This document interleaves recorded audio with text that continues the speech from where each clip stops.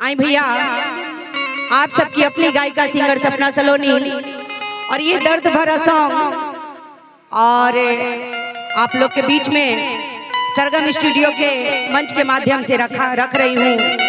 तो आप लोग को अगर ये गीत अच्छा लगे तो प्लीज़ चैनल को सब्सक्राइब करें और अपना ढेर सारा प्यार दुलार दें। और आइए आप सबकी अपनी गायिका सिंगर सपना सलोनी की जुबानी इस गीत को सुनिए। और बाकी तो आप लोग हैं, उसके बिना तो हम लोग कुछ नहीं है। तो आई गीत के गावे का प्रयास करता नहीं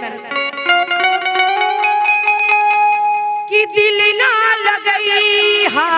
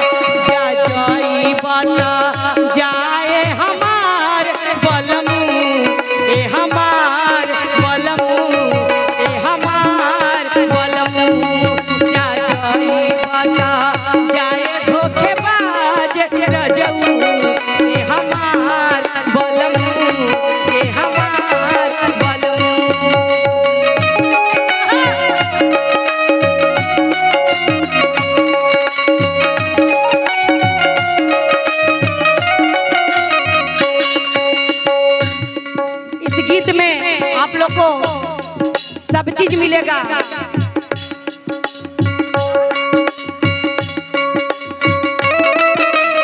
बात है, क्या करते थे साजना तुम हमसे दूर रह के, हम तो जुदाई में अकेले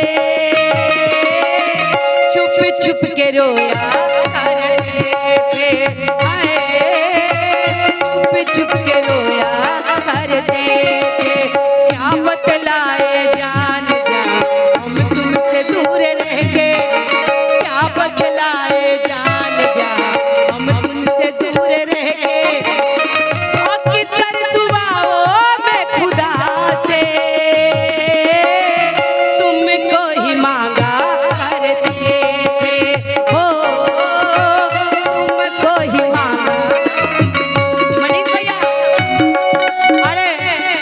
बड़े भैया इस गीत को बड़ी प्यार से सुन रहे हैं, लेकिन वो लड़कियां क्या कहती माना जुदाई का मौसम बुरा है उसका भी लेकिन अपना मजा है।